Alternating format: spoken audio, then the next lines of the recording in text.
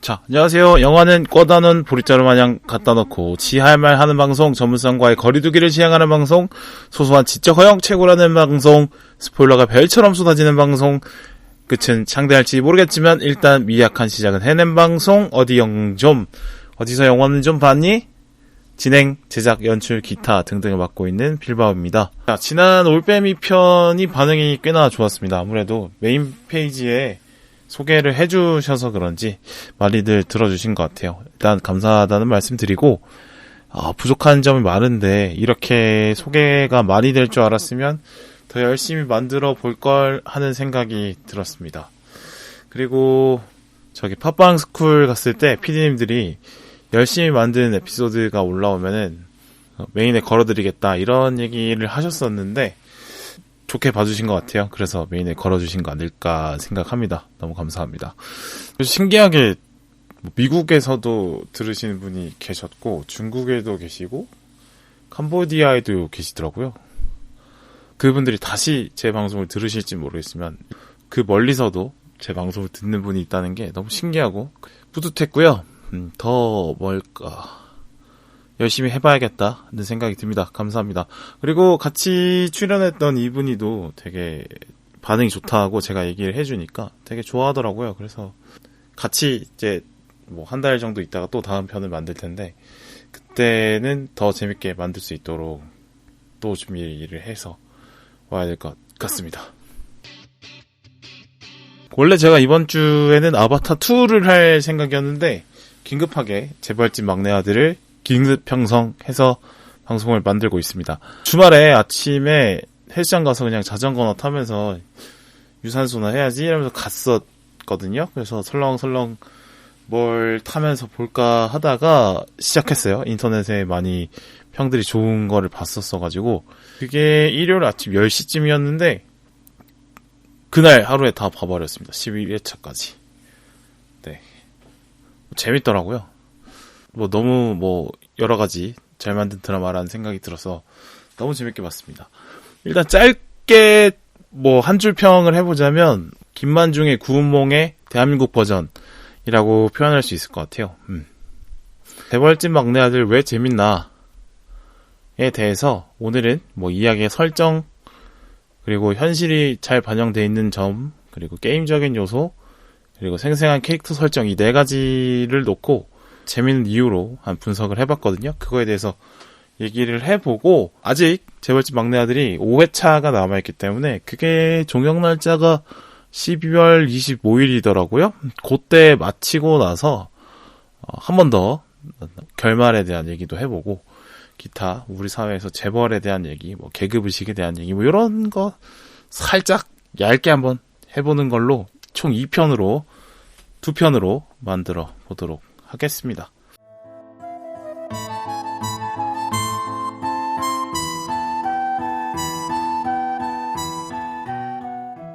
자, 재벌집 막내 아들의 이야기의 특징이라고 하면 인생 2회차라는 개념입니다. 이게 인터넷 상에 많이 떠돌았었죠. 되게 영리한 혹은 철이 빨리 들 것 같은 어린애들을 보면 제 인생 두 번째 아니냐 이런 얘기를 하는 말에서 출발한 어떤 밈인데 그게 이야기로 탄생을 한 것 같아요. 사실 살다 보면 이른바 다시 태어나면 이렇게 할 텐데 저때로 돌아가면 저렇게 할 텐데 이런 후회들 많이 하면서 살게 되죠. 근데 현실적으로 타임머신은 물리적으로 불가능하고 또 돌아간다고 해서 지금에 갖고 있는 기억을 돌아간다는 확신도 없기 때문에 사실 기억을 갖지 않고 돌아가는 건 사실 의미도 없잖아요. 불가능한 일이라고 저는 생각을 하는데, 그런데 이야기니까 네, 충분히 발생할 수 있는 일이라고 볼 수 있죠. 이런 생각들 많이 하게 되는 것 같아요. 이럴 줄 알았으면, 그때 그래서 그렇게 하는 게 아니었는데, 이런 생각들 너무 많이 합니다. 믿었던 것에 배신을 당했다거나 아니면 오래 품었던 기대가 물거품이 된다거나 고생했던 작업물이 생각보다 성과가 없다거나 이럴 때들 하게 되죠. 돌아가고 싶다 그때로. 혹은 뭐 하루하루 그냥 겨우겨우 살아간다 느낄 때, 어떤 하루의 한순간도 즐거운 순간이 없고 열정적인 순간이 없을 때, 그럴 때도 있습니다. 지금 살아가는 것도 뭐 괜찮지만, 지금의 생활도 뭐 나쁘지 않지만, 다른 길로 갔었으면 내 인생이 어떻게 바뀌었을까, 그런 걸 고민하게 되는 때가 오죠. 네. 저는 이제 30 중반을 넘어서고 있는데, 나는 이제 저 길로는 못 가는 나이가 됐겠다.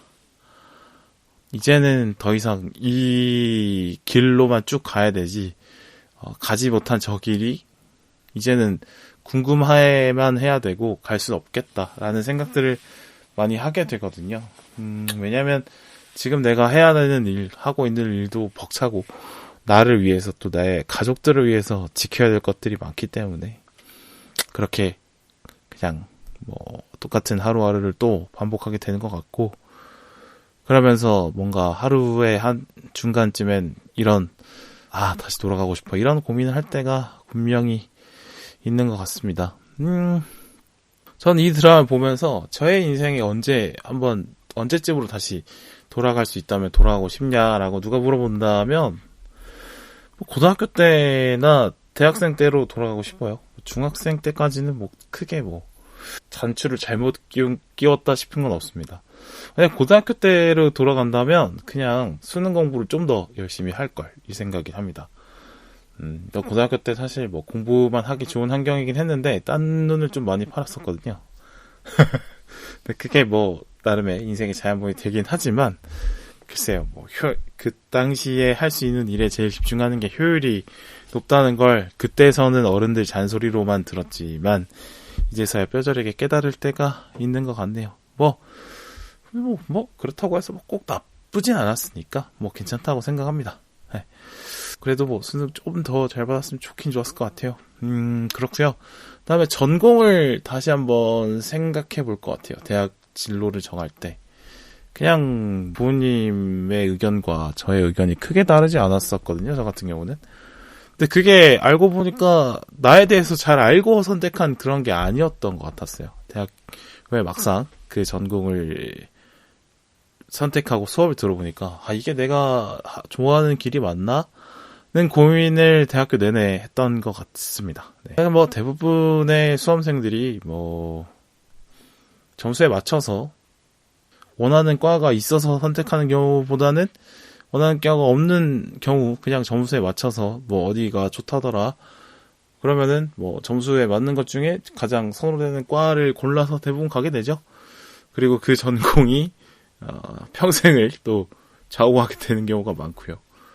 그렇습니다. 저는 글쎄요, 다시 한번 전공을 선택할 기회가 온다고 하면 고민 다시 해볼 것 같아요. 그럼에도 뭐 대학교 때 제가 나름 고민을 많이 했기 때문에 원하는 진로를 찾았고, 지금부터 그 진로를 향해 가는 과정에 있어서 뭐 좀 늦었다 뿐이지 방향을 잘못 잡은 건 아니긴 아니지만, 좀 더 그 고민하는 시간을 줄일 수 있는 전공들을 좀 찾아갔을 것 같습니다. 뭐 전공이 이제 그냥 뭐 외우고 쓰고 교수님 말 받아서 쓰고 시험 보고 이런 거였어서 재미가 없었고요. 뭔가 창작을 발휘할 수 있는 전공, 그게 뭐 어느 장르가 무엇이 됐든 간에 그런 전공을 했으면 좋았겠다는 생각을 합니다. 뭐 건축학이나 뭐 음악이나 미술이나 뭐 연극이나 뭐 이런 거, 뭐 창작과 관련된 그런 전공을 했다면 수업 시간에 되게 열정적으로 했을 것 같긴 해요. 그리고 대학생 때로 돌아간다면 뭐 나름 뭐 최선을 다해서 있는 사정에서 열심히 놀았지만, 그 혼자 나와서 자취하다 보니까 되게 돈이 없었거든요. 그래서 못한 것들이 너무 많아요. 근데 뭐 못한 게 못할 수도 있지만, 연애를 생각보다 뭐 안 한 건 아니지만 좀 못한 것 같아서 너무 아쉽다는 생각이 듭니다. 그러니까 돈이 없어서 데이트 할 때마다 자존심 상했던, 혹은 뭐 자존심까지는 아니어도 좀 불편했던, 내가 여자친구보다 돈 낼 때 좀 쭈뼛쭈뼛 되는 그 감정들이 너무 불편해서 그 연애에 소극적으로 좀 바뀌었던 것 같아요. 근데 지금 생각해보니까 그럴 필요 없었는데, 이런 생각이 듭니다. 알바를 힘들어도 하나 더 하는 한이 있더라도 했어야 그때 20대 초반에 느낄 수 있는 어떤 가슴 뛰는 연애를 하나 둘이라도 더 했어야 내 인생이 더 아름답게 추억할 거리가 많았지 않았을까? 뭐 이런 생각은 해봐요. 너무 고민만 많이 했어서 이렇게 고민하다가 서로의 마음이 있는데도 흘러가 버린 인연들이 꽤나 있는 것 같습니다. 개소리고요. 뭐 이런 얘기 해보는 거죠. 네. 그러나 뭐 지나버린 시간을 아쉬워만 하기에는 지금 느낀 아쉬움을 만회할 시간은 남아있다고 생각을 하니까 남은 시간 뭐 최선을 다해서 채워가야겠죠? 개소리가 길었는데, 자, 결국엔 이 재벌집 막내 아들의 이야기가 뭐 신선하지만 그렇다고 본질까지 신선한 이야기는 아니라고 생각을 합니다. 제가 아까 구운몽 말씀드렸죠? 구운몽이 성진이라는 주인공이 스님인데 잠을 자다가 꿈속에서 남자로서 할 수 있는 욕망을 다 펼쳐보는 꿈을 너무 현실감 있게 꾸다가 알고 보니까 그게 꿈이었고 그 꿈을 성진의 깨달음을 위해서 스승님이 만들어낸 꿈이었다는 걸 깨닫고 결국에는 어떤 욕망의 허무함을 깨닫고 한 단계 더 나은 수도자가 된다 뭐 이런 내용의 소설인데 근데 재벌집 막내 아들도 결국에는 이런 구운몽의 꿈과 같은 구조가 비슷하다고 저는 생각을 합니다. 그러니까 인생 2회차라는 게 사실 거의 뭐 꿈이라고 보면 되겠죠? 현실적으로는 불가능한 거니까요. 그러니까 이랬으면 좋았을 텐데 라는 후회로 남겨두지 않고 다 잡을 기회가 실제로는 없으니까 그건 꿈이라고 봐야겠죠. 그렇습니다. 제가 그래서 이 재벌집 막내 아들을 구운몽의 대한민국 판이다 이렇게 말씀드렸던 것 같고요.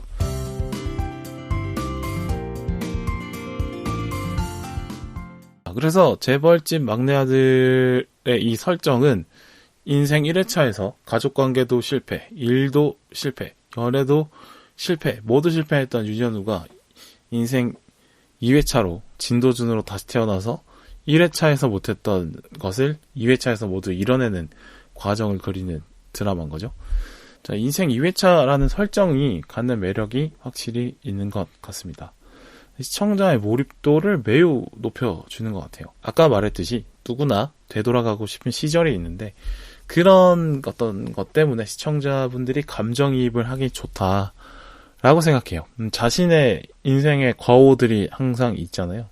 그 과오 때문에 생긴 어떤 후회, 한 같은 걸 풀 수 있는 기회가 주어진다니 얼마나 대박입니까? 그 가슴속에 애써 묻어두고 사는 한이 있을 텐데 그걸 뒤집어질 기회가 주어진다니 얼마나 흥미롭겠어요. 이거는 뭐 당연히 흥미가 생길 수밖에 없는 이야기라고 저는 봅니다. 그래서 시청자들이 진도준이 하나하나 1회차 인생에 못했던 걸 2회차에서 해나가는 걸 보면서 그래 나는 현실에서 이렇게 살지만 도준이 너라도 드라마 속에서라도 2번 살면서 그 한을 다 좀 풀어라.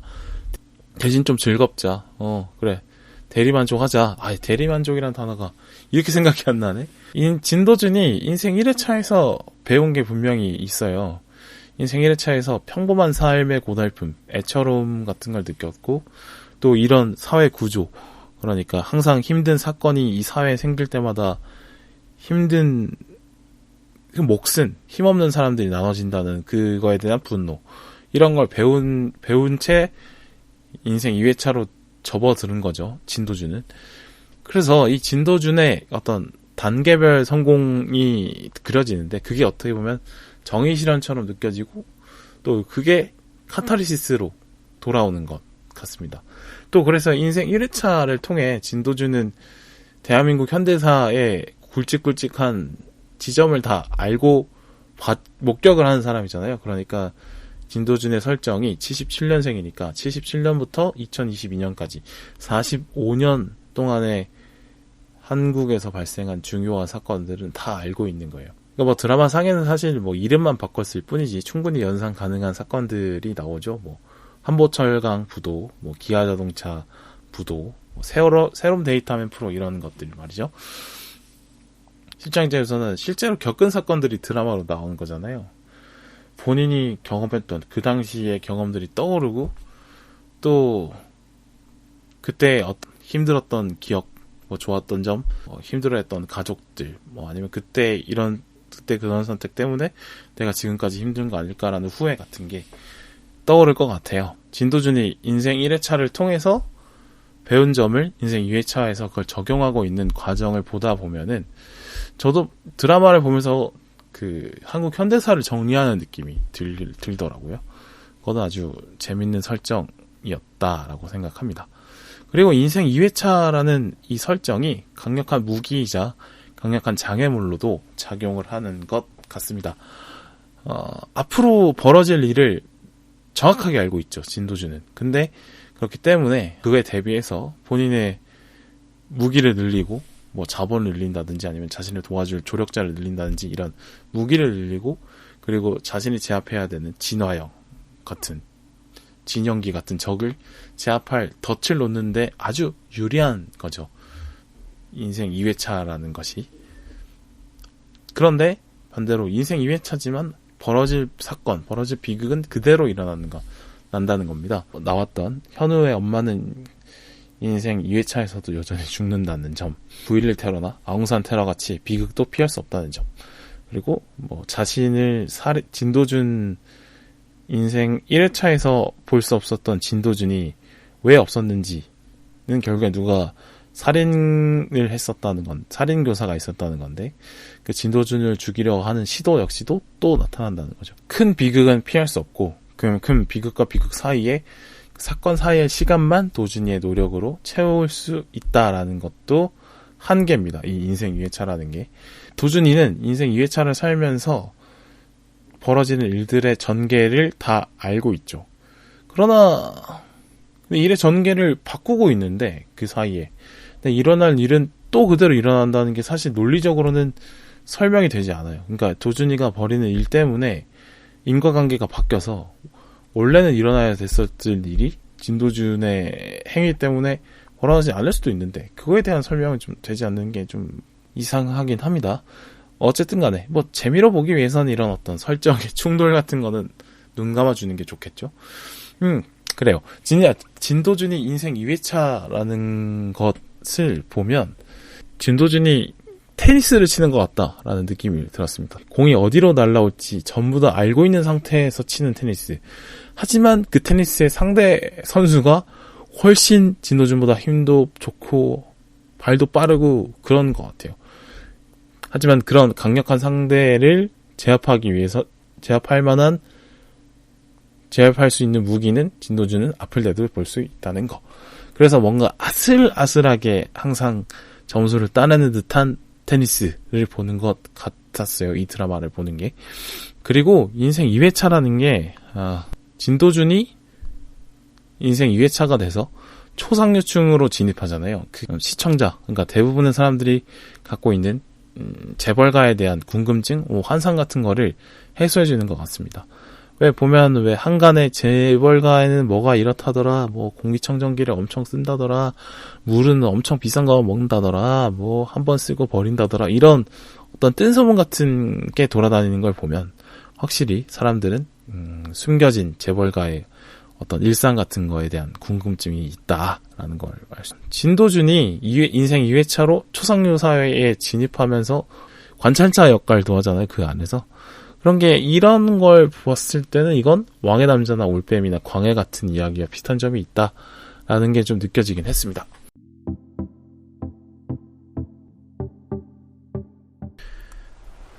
네, 편집 중인 빌바오입니다. 녹음을요 잠이 안 와서 깨어있는 김에 하자 해서 새벽 3시에 했거든요. 근데 후반으로 갈수록 텐션이 무지 떨어지네요. 이 점 양해 부탁드리겠습니다.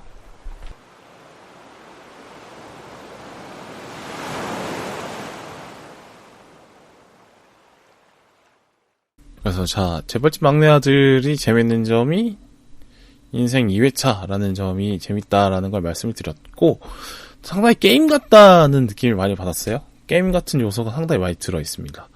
일단 롤플레잉 게임 같아요. 이 드라마는 특히나 JRPG라고 해서 드래곤 퀘스트, 파이널 판타지, 또 포켓몬스터 아시죠? 포켓몬스터 같은 경우는 뭐 애니메이션이나 만화책이나 게임의 내용이 거의 똑같습니다. 그러니까 선형적인 이야기 구조를 가지고 그거를 계속 유저가 그걸 깨나가는 이야기죠. 유저의 선택이 특별하지 않고요. 엔딩이 정해져 있고 엔딩을 보기 위해서 게임을 계속 해나가는 그런 게임일 JRPG라고 하죠. 그런 게임들 같은 느낌이에요. 아무래도 드라마는 그냥 보기만 하는 매체이기 때문에 게임과는 달리 능동성이 배제돼 있죠. 그러다 보니까 당연히 뭐 비슷하지 않을까 생각이 들고요. 또 진도준이 하나둘 어떤 능력을 키워나가는 걸 볼 때는 프린세스 메이커라는 게임과도 비슷한 점이 있다라는 생각이 듭니다. 일단 이 게임적인 요소 중에 하나 더 뭐냐면 난이도를 적절하게 만들어주고 있어요. 그러니까 난이도가 적절해야 그래야지 재미가 충분히 진양철 회장의 수명이 재밌는 난이도를 만들어주고 있습니다. 그러니까 진양철 회장은 상당히 건강한 사람으로 보이긴 하는데 근데 뇌질환이 있죠. 그래서 뇌질환 때문에 명확한 의사표시를 할 수 있는 시간이 점점 줄어드는 거예요. 약간 치매 환자들, 신예 환자분들의 상태가 안 좋아지는 것처럼요. 그래서 이 명확한 의사표시를 진양철 회장이 해야 그러니까 순계구도를 정확하게 정리를 해주고 그래야지 도준이가 순양그룹의 승계 전쟁에서 이길 수가 있는 건데 근데 보면 11화까지의 이야기를 보면 진양철 회장의 실질적인 수명이 얼마 남지 않았다는 게 보여집니다. 그래서 그 안에 도준이가 순양그룹을 이어받을 수 있는 조건을 다 갖춰낼지가 상당히 어떤 긴장감을 유발하는 요소라고 볼 수 있고요. 또 진도준은 뛰어난 능력을 갖고 있지만 그만큼 장애물도 갖고 있어요. 이른바 성골이 아닌 거죠. 진양철 회장의 혼외자이기 때문이죠. 진도준의 아버지가. 그리고 진도준의 아버지의 재산이 승계 전쟁의 경쟁자들보다 이른바 원치 않은 결혼을 하게 되면서 순양그룹과 연을 끊겠다라는 조건으로 나왔기 때문에 돈이 그렇게 많이 되지 않는 의료재단, 인재개발원 이런 것만 갖고 있게 되죠. 실질적으로는 순양그룹의 지배권을 갖기 위해서는 결국에는 돈 싸움, 몸집 싸움을 해야 되는데 그걸 하기에는 상당히 불리한 거죠, 도준이는. 근데 그 불리함을 어떻게 극복하는지가 또 재미 포인트고요. 그러니까 인생 2회차라는 어떤 막강한 장점을 통해서 미래를 정확하게 예측을 하고 또 미래 예측에 맞춰서 가장 효율적인 선택을 계속하면서 진도준은 자기의 자본도 불리고 신뢰도 높이고 있는 거죠.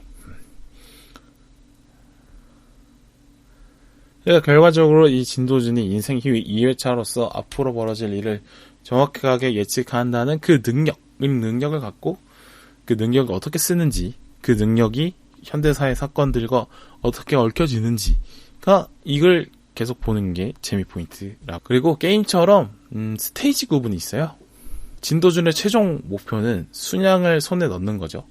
인생 1회차 인생에서 자신의 인생을 망가뜨린 순양그룹에 복수를 하겠다라는 건데 일단 인생 2회차에서 진도준은 10살부터 그 단계를 최종 목표에 가기까지 위한 단계를 밟아갑니다. 일단 할아버지의 신망을 얻는 거죠. 10살 때부터 87년 대선에 나온 3명의 후보에게 똑같이 정치 자금을 줘라 라는 조언도 하고 미얀마에 가지 말고 한국으로 들어오라는 조언을 해서 목숨을 살리기도 하고 또 유일하게 가족 중에 서울법대에 진학해서 진양철 회장의 눈에 들기도 하고요.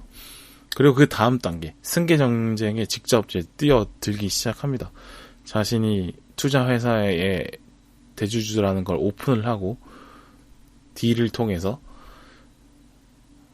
첫 번째 단계로 배다른 자식이라는 점, 반대한 결혼을 했다는 점, 그리고 반대한 진로, 영화사라는 길을 선택했다는 것 때문에 무시받는 도준의 부모님의 처우를 개선시켜줍니다. 그리고 두 번째 단계로 고모의 회사, 백화점을 자기가 가져오죠. 그리고 11화쯤에는 둘째 큰아버지인 증권까지도 가져오는 것 같습니다.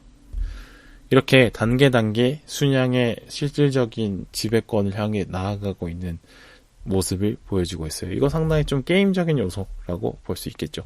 그래서 사람들이 좀 재밌게 보고 있지 않나 생각을 하고요.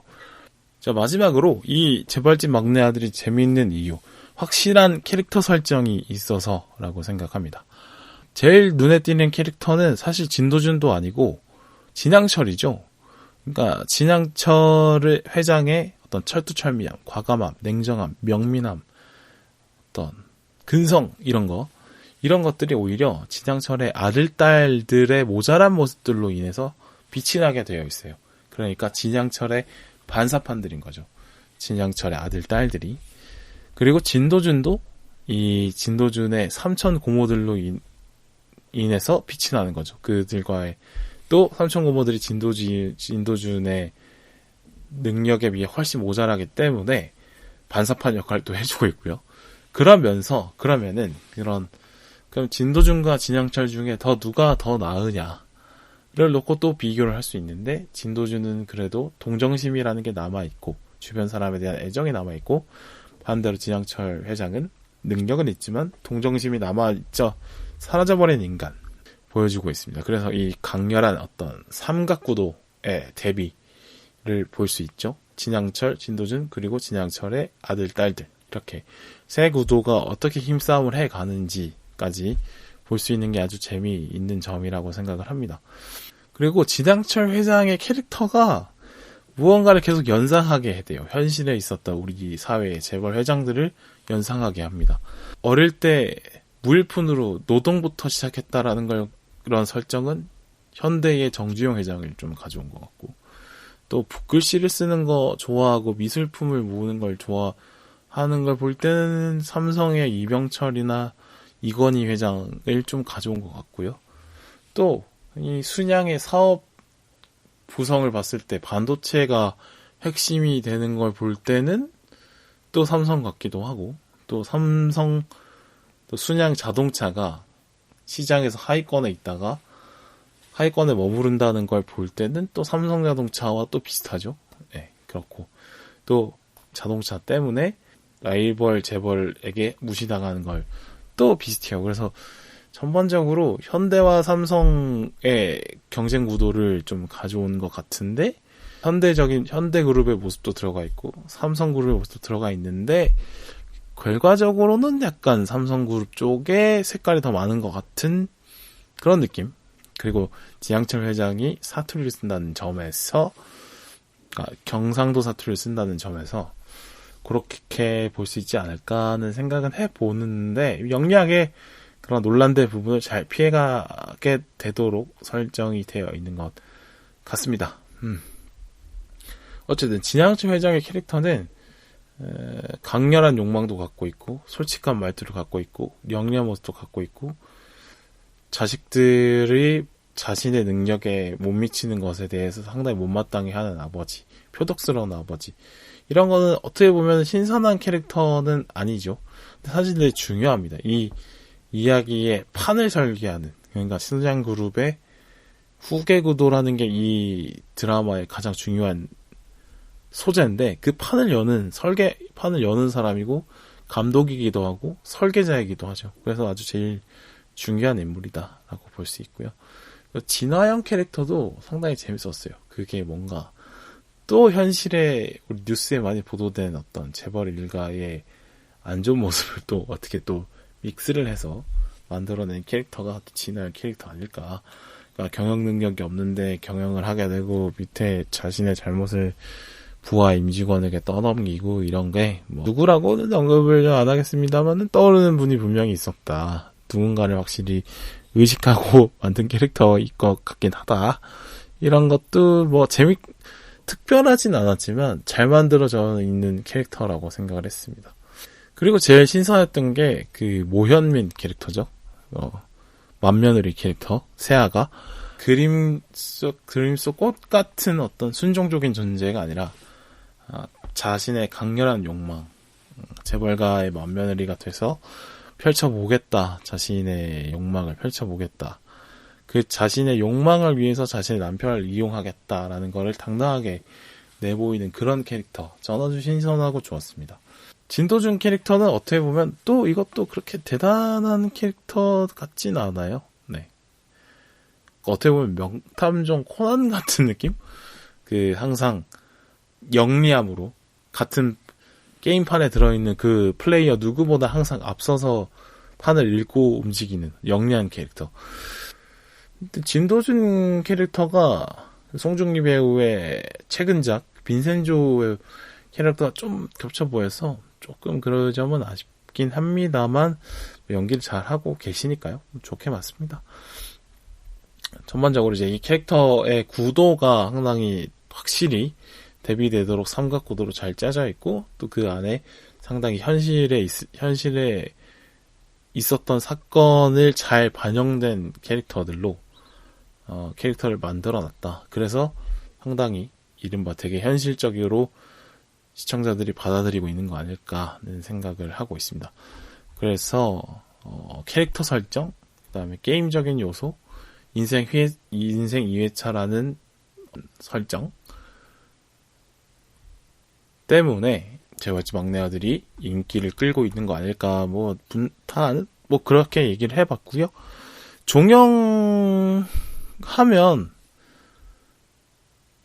종영까지 이제 5회차가 남아 있습니다. 관전 포인트를 뽑아보자면 진도준이 순양을 손에 넣을까, 그리고 인생 2회차의 설정에 대해서 의문점들이 남아 있는데 그거를 해소를 해줄 건지 아니면 그대로 둘 건지에 대해서 또 고민이 있을 것 같은데요. 그걸 좀 확인해 봐야 될 것 같아요. 남은 회차 또 2회차의 진도준은 2회차에도 윤현우가 있다는 거를 확인을 했습니다. 국밥집에 찾아갔을 때 어머니가 그 얘기를 하죠. 우리 아들이랑 나달걀 안 먹는 건 똑같네 라는 말을 통해서 2회차의 세계에도 윤현우가 존재한다는 걸 진도준은 압니다. 그렇다면 2회차의 윤현우는 진도준이 존재하는 걸 알까? 그거에 대해서는 설명하지 않았죠. 설정에 대한 궁금증들이 남아있는데 그거를 풀어줄지 안 풀어줄지 이거에 대해서 좀 봐야 될 것 같고요. 그리고 1회차에서도 1회차의 윤현우가 진도준이 되기 전에도 보면 거기서도 얘기하죠. 우리 진도준의 죽음에 대해서 왜 안 알려주냐 이런 얘기를 하죠. 그래서 분명히 뭔가 있을 것이다. 그래서 윤현우와 진도준이 만날 것 같은 느낌은 충분히 좋습니다. 그게 어떻게 이 설정이 어떻게 정확하게 설명이 돼서 넘어갈지 궁금하고요. 근데 그 설정에 대해서 풀어주지 않아도 이미 충분히 진도준의 얘기로만, 그러니까 액자 안에 있는 얘기로만 봐도 너무 재밌어서 액자 바깥까지 액자에 대해서 설명을 해줄까요? 모르겠습니다. 액자 안의 이야기만 해도 충분히 재밌는 것 같아서요. 물론 이 설정에 대해서 제대로 해설해주지 않으면 그냥 찝찝하게 끝났다라고 비판은 할 것 같은데요. 그게 진도준의 복수의 성공과 인생 2회차라는 설정이 어떻게 버무려져서 결론으로 나올지를 잘 봐야 될 것 같습니다. 그렇고요. 자, 종영을 아까 12월 25일에 종영되는 걸로 나와 있던데요. 그때 종영이 되면 두 번째 편을 올릴 거예요. 저는 거기서는 결말에 대한 해석 일단 해보고요. 그리고 재벌가에 대한 우리나라의 생각은 어떤지 한번 얘기를 해보고 싶고, 또 우리 사회에서 계급의식이 진짜 사라졌을까에 대한 얘기도 좀 해보면 좋을 것 같고, 또 여러 가지 생각나는 포인트들이 지금은 말씀 못 드리지만 또 있을 것 같아요. 정치 권력과 경제 권력 중에 누가 더 힘이 셀까? 대한민국 사회에서 이런 얘기도 재밌을 것 같고, 또 웹툰 원작 드라마나 영화가 늘어나는 이유에 대해서도 한번 얘기를 해보면 좋을 것 같습니다. 이 드라마가 종영이 되고 드라마에서 얘기해볼 거리가 떠오르는 대로 그걸 잘 정리해서 12월 말에 2편으로 돌아오겠습니다. 자, 오늘 녹음 마칠게요. 감사합니다.